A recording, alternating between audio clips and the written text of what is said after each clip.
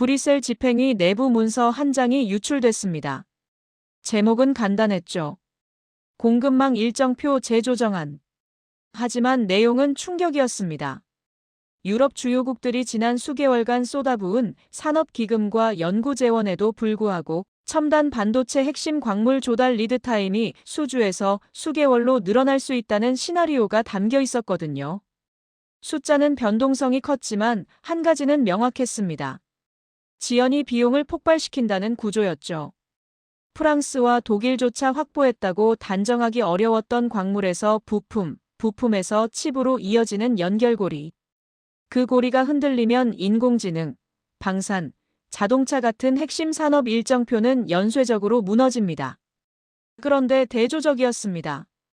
한국은 자원을 사오는 국가가 아니라 흐름을 설계하는 국가로 보이기 시작했다는 평가가 나왔거든요.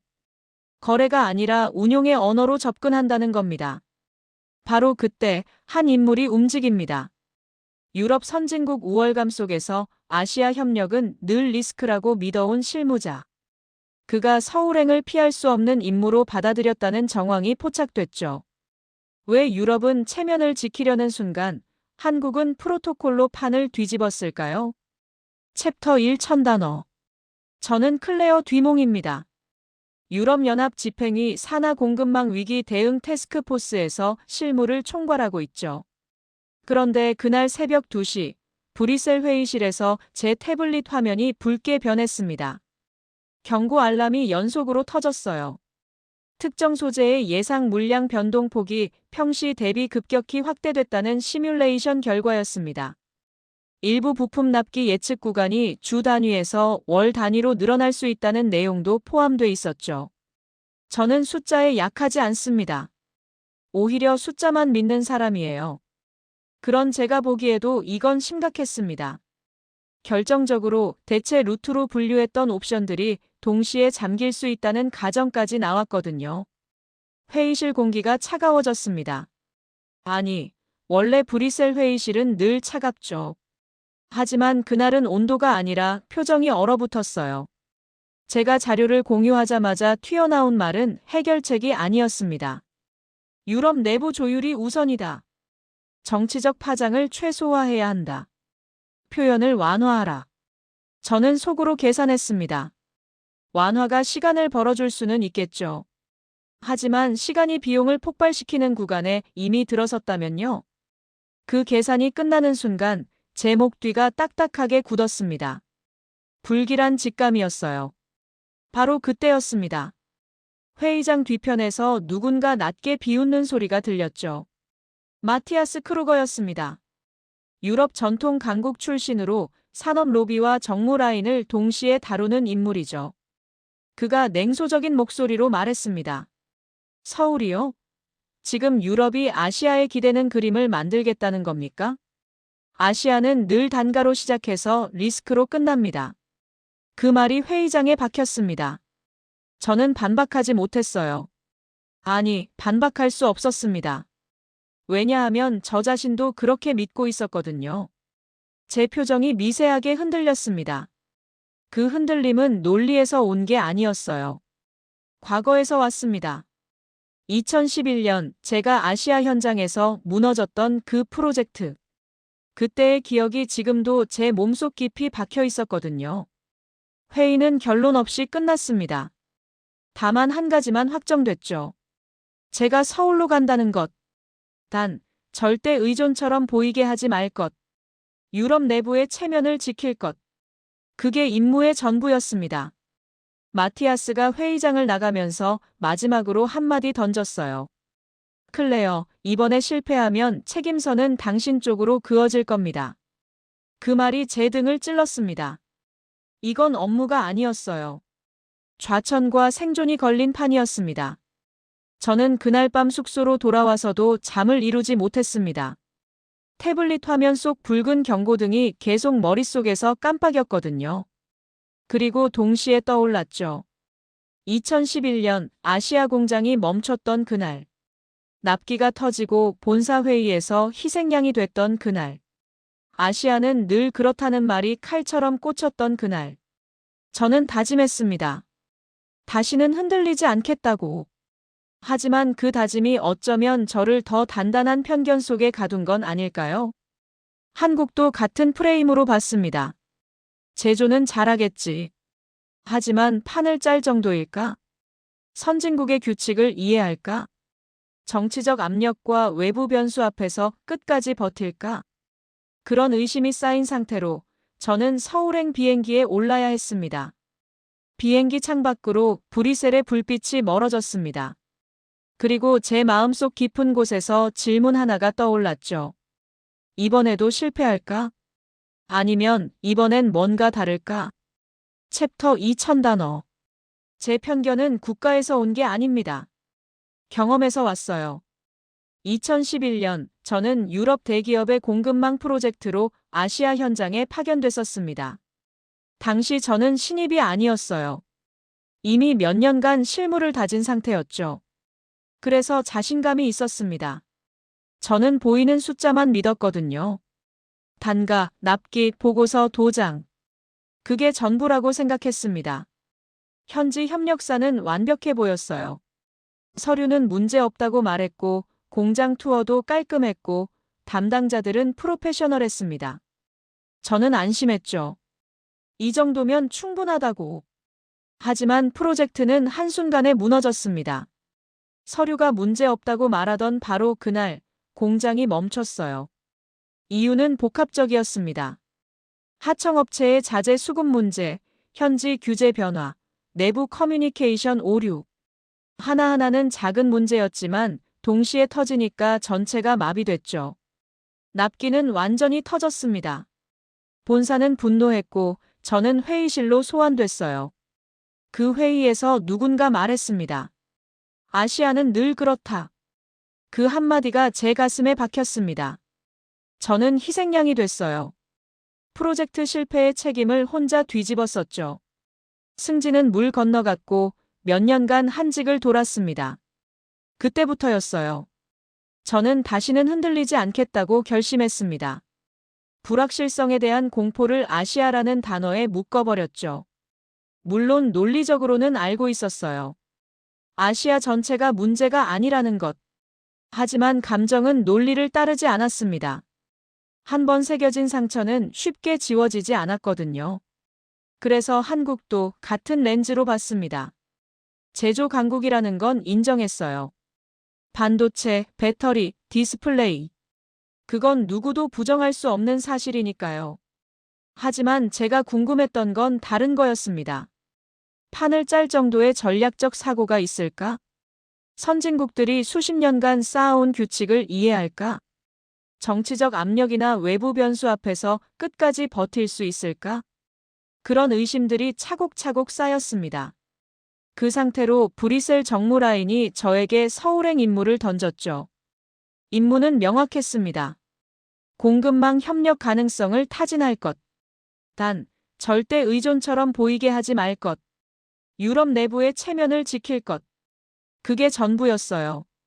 마티아스가 출국 전날 저를 불렀습니다. 그가 차갑게 말했죠. 클레어, 이번에 실패하면 책임서는 당신 쪽으로 그어질 겁니다. 유럽이 아시아에 매달리는 그림은 절대 나와선 안 됩니다. 그 말 속의 숨은 뜻을 저는 정확히 읽었어요. 성과를 못 가져오면 저는 잘립니다. 성과를 가져와도 정치적으로 독주 프레임을 씌울 수 있습니다. 어느 쪽이든 제 목이 위험했죠. 이건 업무가 아니었어요. 생존이 걸린 판이었습니다. 저는 그날 밤 자료를 정리하면서 손이 떨렸습니다. 공포 때문이 아니었어요. 분노 때문이었죠. 왜 제가 이런 판에 던져져야 하는지. 왜 유럽 내부의 정치 싸움에서 제가 방패가 돼야 하는지. 하지만 선택지는 없었습니다. 가야 했어요. 그리고 서울에서 뭔가를 가져와야 했습니다. 출국 당일 아침, 저는 내부 자료실에 접속했습니다. 사전 브리핑 파일을 확인하려고 했죠. 그런데 화면에 뜬 문구는 차가웠습니다. 접근 거부. 보안 등급 재분류로 열람 제한. 제가 준비한 자료인데 제가 못 봅니다. 이건 단순 보안이 아니었어요. 정치의 언어로 번역하면 견제였습니다. 누군가 제가 서울에서 성과를 가져오는 걸 원치 않는다는 의미였죠. 그 순간 제 심리가 급격히 바뀌었습니다. 처음엔 유럽의 체면을 지키려 했어요. 이제는 유럽의 체면이 제 목을 조르는 밧줄로 느껴졌습니다. 공교롭게도 바로 그때 제 휴대폰에 메시지가 도착했습니다. 발신자는 한국 측 실무협상 라인 박지훈 국장이라는 이름이었죠. 메시지는 길지 않았습니다. 회의는 거래가 아니라 회복력 구조를 논의하는 자리로 세팅돼 있습니다. 사전 공유 범위는 프로토콜로 확정 가능. 저는 그 문장을 읽고도 즉시 믿지 않았어요. 프로토콜이라는 단어가 너무 흔하게 쓰이니까요. 하지만 거부할 수도 없었습니다. 지금 제게 필요한 건 좋은 말이 아니라 프로토콜이었거든요. 공항 라운지에서 탑승을 기다리는 동안 TV에 자막이 깔렸습니다. 유럽, 공급망 리스크 재점화. 일부 산업 일정표 재조정 가능성. 제 표정이 굳었습니다. 이 임무는 더 이상 선택이 아니었어요. 챕터 3000단어. 서울행 비행기 안에서 저는 계속 생각했습니다. 한국은 과연 어떤 방식으로 접근할까? 화려한 프레젠테이션으로 시선을 끌까? 아니면 단가 경쟁력을 앞세울까? 저는 이미 여러 나라의 협상 테이블을 경험했거든요. 대부분은 비슷했어요. 처음엔 거창한 비전을 말하고 중간엔 숫자로 압박하고 마지막엔 정치적 명분을 더 씌우죠. 한국도 그럴 거라고 예상했습니다. 하지만 착륙하고 나서 공항에서부터 뭔가 달랐어요. 의전이 화려하지 않았습니다. 오히려 절제돼 있었죠. 마중 나온 실무진은 인사만 간단히 하고 바로 일정을 확인했습니다. 불필요한 말이 없었어요. 호텔에 도착해서 제공된 자료를 펼쳤을 때 저는 잠시 멈칫했습니다. 자료가 두껍지 않았거든요. 보통 이런 회담 자료는 수백 페이지에 달합니다. 하지만 한국 측이 준비한 건 20페이지 남짓이었죠. 그런데 내용은 달랐습니다. 비전이나 수사가 아니라 구조였어요. 정보 공유 기준선, 산업 네트워크 결합 방식, 회복력 구축 프로토콜. 각 항목마다 실행 단계가 명시돼 있었습니다. 저는 속으로 코웃음 쳤어요. 그래, 문서는 그럴듯하지. 하지만 실제로는 어떨까? 다음 날 아침 회담장으로 향했습니다. 회담장은 화려하지 않았어요. 정확했습니다. 의전보다 문서, 분위기보다 절차가 앞섰죠. 박지훈 국장이 자리에 앉았습니다. 그는 목소리를 높이지 않았어요. 한 장의 표를 펴고 세 줄로 정리했습니다. 정보 공유. 정부와 산업 간 기준선 확정. 산업 네트워크 결합. 부품, 소재, 운송, 대체 루트 연동. 회복력 구축. 외부 충격 시 즉시 전환 가능한 실행 프로토콜. 저는 첫 줄에서 코웃음 치려 했습니다. 정보 공유. 다들 그런 말은 하죠. 그런데 두 번째 줄에서 멈칫했어요. 네트워크 결합이라는 표현이 계약서가 아니라 운용 구조를 뜻하고 있었거든요. 그리고 세 번째 줄에서 제 머릿속에 오래된 기억이 스쳤습니다. 2011년. 제가 무너졌던 프로젝트의 핵심은 대체 루트가 문장에만 있고 실행에 없었다는 거였어요. 한국은 그 빈칸을 프로토콜로 채우겠다고 말하고 있었습니다. 저는 잠시 말을 잃었어요. 그때 마티아스가 뒤에서 치고 들어왔습니다. 이건 유럽의 통합 협력 구도를 흔드는 일입니다. 너무 깊이 들어가면 정치적으로 위험합니다. 박지훈 국장은 감정 없이 되물었죠. 위험은 표현이 아니라 공백에서 발생합니다. 공백을 무엇으로 메울지 결정하셔야 합니다.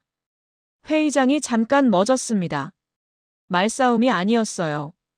공백을 누가 채우느냐의 싸움이 시작된 거였습니다.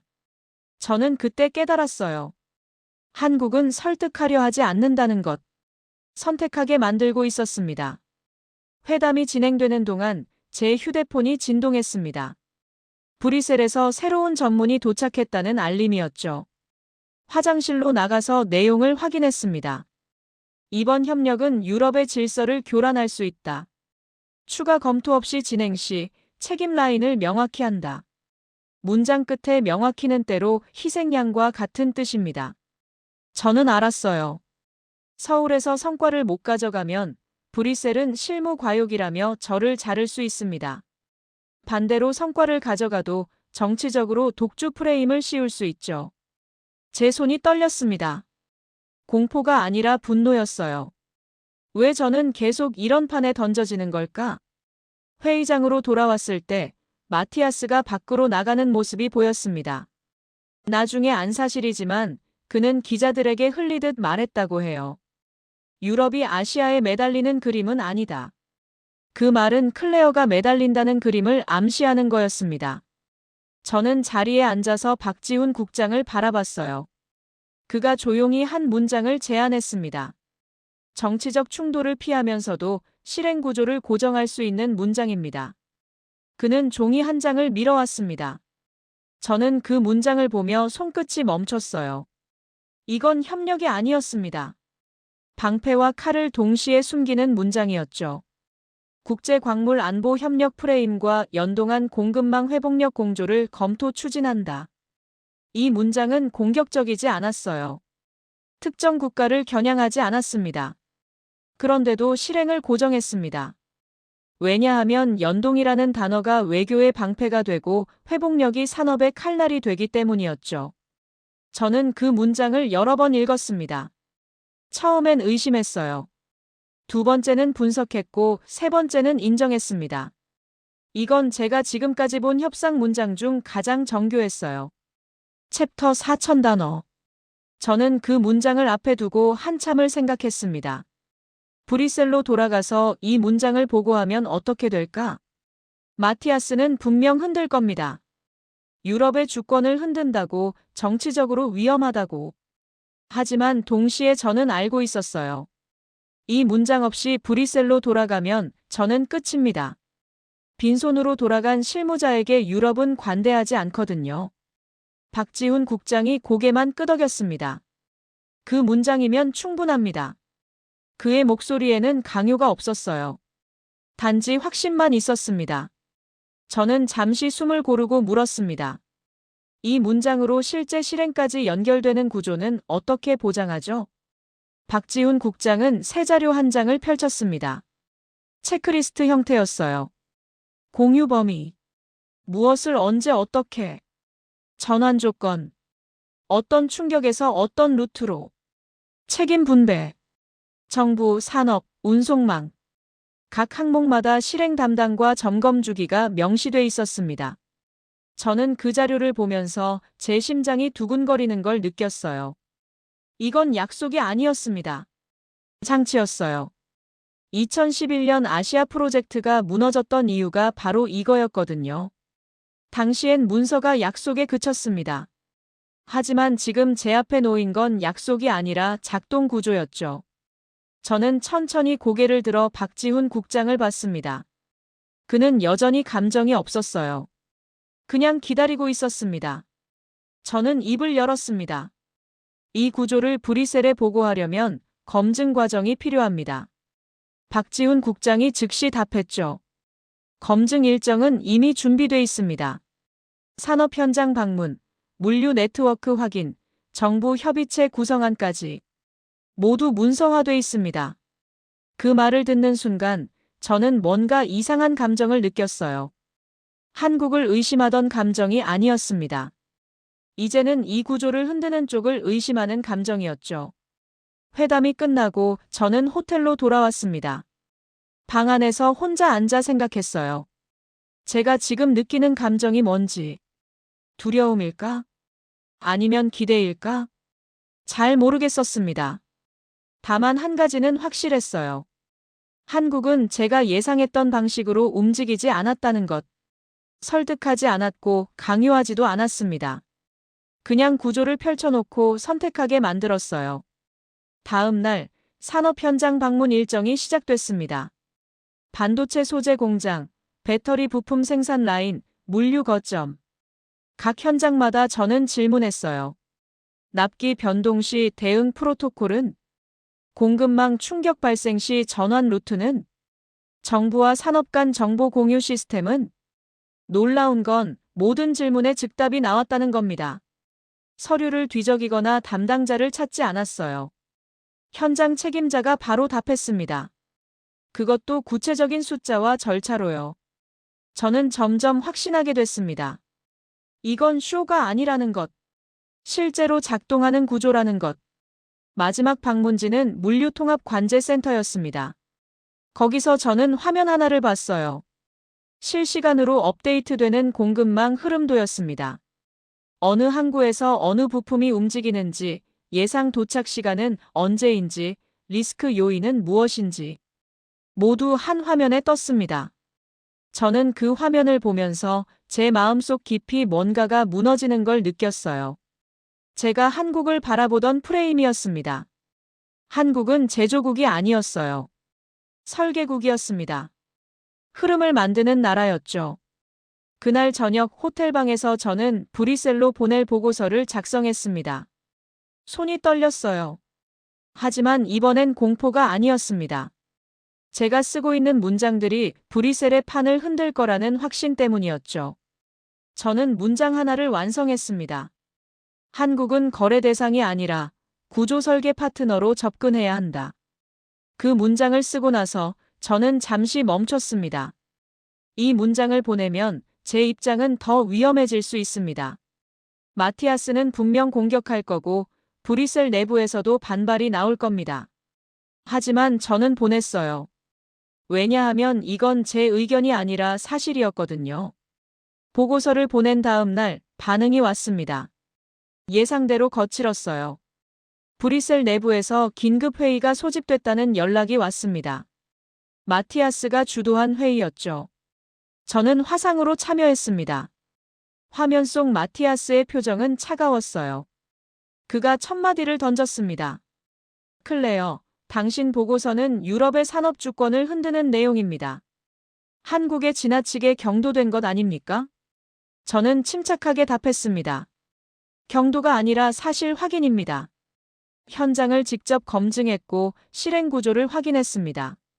마티아스가 비웃었어요. 실행 구조요? 그건 종이 위의 계획일 뿐입니다.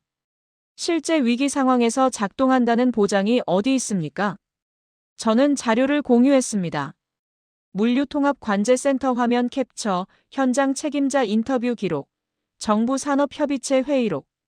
모두 실시간으로 작동하는 시스템의 증거였죠. 회의장이 잠시 조용해졌습니다. 하지만 마티아스는 물러서지 않았어요. 그가 다시 공격했습니다. 그래도 정치적 리스크는 남습니다. 유럽이 아시아에 의존하는 그림은 우리 통합 전략에 맞지 않습니다. 저는 그 말을 듣는 순간 제 안에서 뭔가가 끓어올랐어요. 분노였습니다. 저는 목소리를 높이지 않고 차분하게 말했습니다. 의존이 아니라 연동입니다. 우리가 지난 수개월간 공급망 리스크 앞에서 속수무책이었던 이유는 대체 루트가 문장에만 있었기 때문입니다. 한국은 그 빈칸을 실행 프로토콜로 채우고 있습니다. 이건 정치가 아니라 생존의 문제입니다. 회의장이 다시 조용해졌어요. 저는 제 말이 너무 강했나 싶어서 긴장했습니다. 하지만 예상 밖의 반응이 나왔죠. 회의 참석자 중 몇몇이 고개를 끄덕였어요. 프랑스 산업부 실무자가 입을 열었습니다. 클레어의 보고서는 검토할 가치가 있습니다. 최소한 현장 검증 결과는 무시할 수 없어요. 독일 측 대표도 거들었습니다. 공급망 회복력은 현재 유럽의 최우선 과제입니다. 2년보다 실용이 앞서야 할 때입니다. 마티아스의 얼굴이 굳었어요. 그는 더 이상 반박하지 못했습니다. 회의는 결론 없이 끝났지만 저는 알았습니다. 판이 움직이기 시작했다는 것. 회의가 끝나고 제 휴대폰에 메시지가 왔습니다. 박지훈 국장이었어요. 브뤼셀의 반응을 예상했습니다. 추가 검증이 필요하면 언제든 가능합니다. 저는 그 메시지를 보면서 이상한 감정을 느꼈습니다. 한국은 브뤼셀의 내부 정치를 정확히 읽고 있었어요. 그리고 그에 맞춰 움직이고 있었습니다. 다음 날 외신에서 기사가 나왔습니다. 유럽 공급망 협력 재검토. 아시아 의존 심화 우려. 헤드라인은 자극적이었지만 내용은 애매했어요. 단정이 아니라 가능성을 다루고 있었습니다. 하지만 그 가능성만으로도 시장은 흔들렸습니다. 브뤼셀 내부에서 압박이 들어왔어요. 여론을 관리하라. 유럽이 주도권을 잃는 그림은 절대 안 된다. 저는 그때 깨달았습니다. 이건 더 이상 실무 협상이 아니라는 것. 정치 싸움이 되어버렸다는 것. 그리고 그 싸움의 한가운데 제가 서 있었습니다. 밤늦게 저는 박지훈 국장에게 메시지를 보냈습니다. 외신 반응이 거칩니다. 추가 대응이 필요할 것 같습니다. 그의 답장은 빨랐어요. 여론은 문장으로 흔들립니다. 실행은 프로토콜로 버팁니다. 우리는 후자에 집중합니다. 저는 그 문장을 읽고 제 마음이 조금 가라앉는 걸 느꼈습니다. 한국은 흔들리지 않고 있었어요. 그리고 그 흔들리지 않음이 저에게 이상한 안정감을 줬습니다. 다음 날, 브뤼셀에서 또 회의가 소집됐습니다. 이번엔 고위급이었어요. 집행위 부위원장이 직접 주재했습니다. 저는 다시 화상으로 참여했습니다. 부위원장이 첫마디를 던졌죠. 클레어, 당신 보고서 때문에 브뤼셀이 시끄럽습니다. 하지만 동시에 우리는 선택해야 합니다. 공급망 리스크를 방치할 것인가, 아니면 실용적 해법을 찾을 것인가. 저는 조심스럽게 답했습니다. 저는 후자를 제안합니다. 한국과의 협력은 의존이 아니라 회복력 구축입니다. 부위원장이 고개를 끄덕였어요. 그렇다면 검증을 한 단계 더 진행하십시오. 우리는 확신이 필요합니다. 저는 알았습니다. 이건 신뢰가 아니라 정치적 방패라는 것. 하지만 방패라도 좋았어요. 최소한 앞으로 나아갈 수 있으니까요. 추가 검증은 더 깊이 들어갔습니다. 이번엔 제가 아니라 유럽 측 전문가 팀이 서울로 갔어요. 반도체 소재, 배터리 부품, 물류 네트워크 각 분야 전문가들이었습니다. 저는 브뤼셀에 남아서 조율 역할을 맡았죠. 매일 밤 보고가 올라왔습니다. 그리고 매일 밤 보고 내용은 제 예상을 벗어나지 않았어요. 한국의 시스템은 작동하고 있었습니다. 전문가들은 처음엔 의심했습니다. 서류와 실제가 다를 거라고 생각했죠. 하지만 현장에서 확인한 건 달랐어요. 납기 관리 시스템, 리스크 전환 프로토콜, 정부 산업 협의체. 모두 실시간으로 돌아가고 있었습니다. 한 전문가가 보고서에 이렇게 썼어요. 한국은 제조 역량뿐 아니라 운용 설계 능력을 갖췄다. 이건 단순 협력사가 아니라 파트너로 접근해야 할 대상이다. 그 문장이 브뤼셀 내부 회의에서 공유됐습니다. 분위기가 바뀌기 시작했어요. 처음엔 회의적이던 사람들이 이제는 실용적 접근을 말하기 시작했습니다. 마티아스조차 더 이상 정면 반박을 하지 못했죠. 하지만 그는 다른 방식으로 흔들었습니다. 정치적 프레임을 계속 들이댔어요. 유럽 통합 질서, 산업 주권, 전략적 자율성. 그런 단어들로 불안감을 키웠습니다. 저는 그때 박지훈 국장이 제안했던 문장을 다시 꺼냈어요. 국제광물 안보 협력 프레임과 연동한 공급망 회복력 공조를 검토 추진한다. 이 문장은 마티아스의 프레임을 무력화시켰습니다. 왜냐하면 국제협력이라는 명분이 이미 들어가 있었거든요. 유럽이 단독으로 의존하는 게 아니라 국제 프레임 안에서 협력한다는 구조였죠. 브뤼셀 고위급 회의에서 그 문장이 통과됐습니다. 만장일치는 아니었지만 과반은 넘었어요. 저는 그 순간 제 가슴속 깊이 뭔가가 차오르는 걸 느꼈습니다. 성취감이었을까요? 아니면 안도감이었을까요? 잘 모르겠었어요. 다만 한 가지는 확실했습니다. 제가 한국을 바라보는 시선이 완전히 바뀌었다는 것. 처음엔 의심했습니다. 제조는 잘하겠지만 판을 짤 정도일까? 그런데 지금은 알았어요. 한국은 판을 짜는 나라였습니다. 그것도 아주 정교하게요. 서명식 날짜가 잡혔습니다. 브뤼셀과 서울 양측에서 동시에 발표하기로 했죠. 저는 서명식 전날 밤 호텔방에서 혼자 앉아 생각했습니다. 여기까지 오는데 얼마나 많은 것들이 있었는지. 브뤼셀의 정치 싸움, 마티아스의 견제, 외신의 압박, 그리고 제 안에 있던 편견. 그 모든 것들을 넘어서 여기까지 왔습니다. 서명식 당일, 저는 회담장에 섰습니다. 카메라 플래시가 터졌고 기자들이 질문을 쏟아냈어요. 하지만 저는 침착했습니다. 박지훈 국장이 옆에 서 있었거든요. 그는 여전히 감정이 없었지만 저는 알았습니다. 그가 이 모든 과정을 정확히 설계했다는 것. 서명이 끝났습니다. 악수가 이어졌고 공동 성명이 발표됐어요. 그런데 바로 그 순간 제 휴대폰이 진동했습니다. 외신 속보였어요. 유럽, 공급망 협력 서명. 하지만 실효성 논란. 현실성 없는 정치적 쇼라는 비판. 아시아 의존 심화 우려. 헤드라인은 여전히 거칠었습니다. 저는 그 기사를 보면서 제 안에서 또 뭔가가 끓어올랐어요. 하지만 이번엔 공포가 아니었습니다. 오히려 확신이었죠. 외신이 뭐라 하든 시장이 어떻게 반응하든 저는 직접 확인했습니다. 한국의 시스템은 작동하고 있었어요. 그리고 그 시스템이 유럽의 공백을 메울 수 있다는 것도요. 서명식이 끝난 직후 폭격이 시작됐습니다. 외신뿐 아니라 브뤼셀 내부에서도 비판이 쏟아졌어요. 유럽 산업 주권을 흔든다. 정치적 쇼에 불과하다. 실효성이 없다. 저는 그 비판들을 하나하나 읽으면서 제 심장이 두근거리는 걸 느꼈습니다. 공포가 아니라 분노였어요. 왜냐하면 그 비판들은 현장을 보지 않은 사람들의 말이었거든요. 저는 직접 봤습니다. 물류통합관제센터, 납기 관리 시스템, 리스크 전환 프로토콜. 모두 작동하고 있었어요. 하지만 비판은 멈추지 않았습니다. 오히려 더 거세졌죠. 그때 박지훈 국장에게서 메시지가 왔습니다. 증명 단계로 들어갑니다. 체크리스트형 실행 구조를 공유하겠습니다. 저는 그 메시지를 보고 조금 숨을 돌렸어요. 한국은 흔들리지 않고 있었습니다.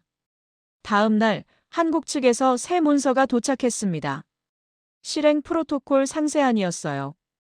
공유 범위. 무엇을 언제 어떻게. 전환 조건. 어떤 충격에서 어떤 루트로. 책임 분배. 정부, 산업, 운송망. 각 항목마다 담당자, 점검 주기, 보고 체계가 명시돼 있었습니다. 저는 그 문서를 보면서 제 마음속 깊이 뭔가가 움직이는 걸 느꼈어요. 2011년 제가 아시아 프로젝트에서 무너졌던 이유. 대체 루트가 문장에만 있고 실행에 없었던 것. 한국은 그 빈칸을 정확히 채우고 있었습니다. 저는 그 문서를 브뤼셀 내부 회의에 공유했습니다. 반응은 즉각적이었어요. 회의적이던 사람들이 태도를 바꾸기 시작했습니다. 프랑스 측 대표가 말했죠. 이 정도 디테일이면 실행 가능성이 있습니다. 독일 측도 거들었어요. 공급망 회복력 측면에서 검토할 가치가 충분합니다.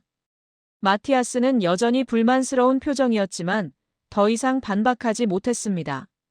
그때 한국 측에서 추가 제안이 들어왔습니다. 시범 운용 기간을 설정하자는 것. 석 달간 실제 물량으로 테스트하고 결과를 검증하자는 제안이었죠.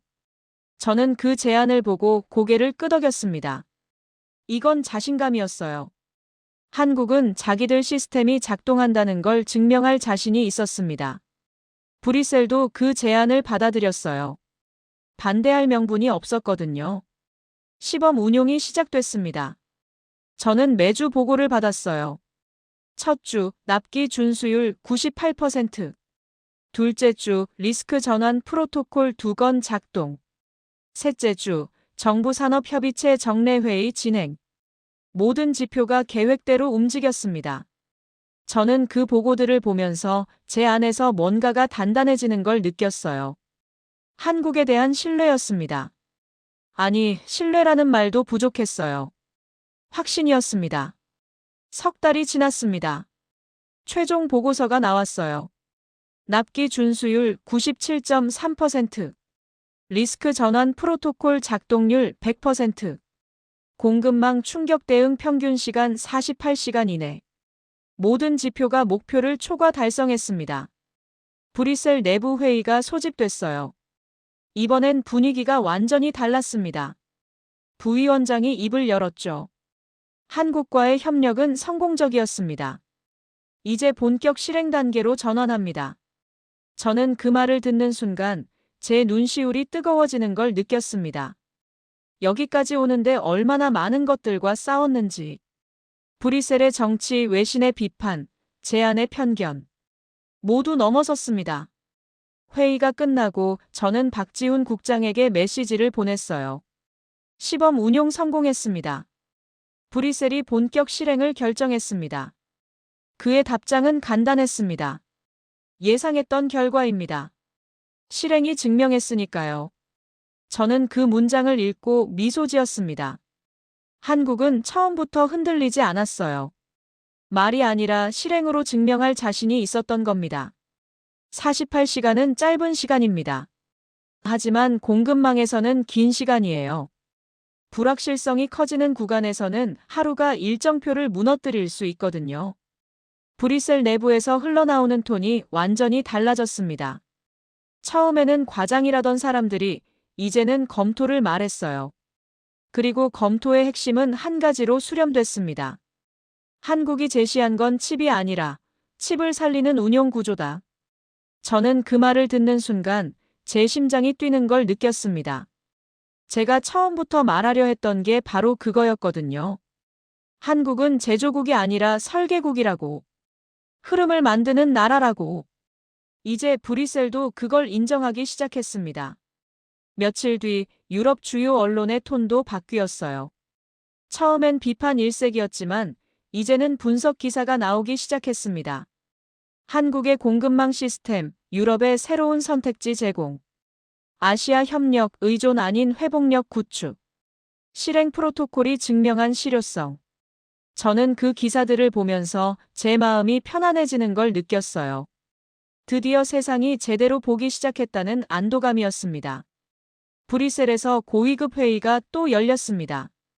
이번엔 집행위원장이 직접 주재했어요. 그가 첫마디를 던졌습니다.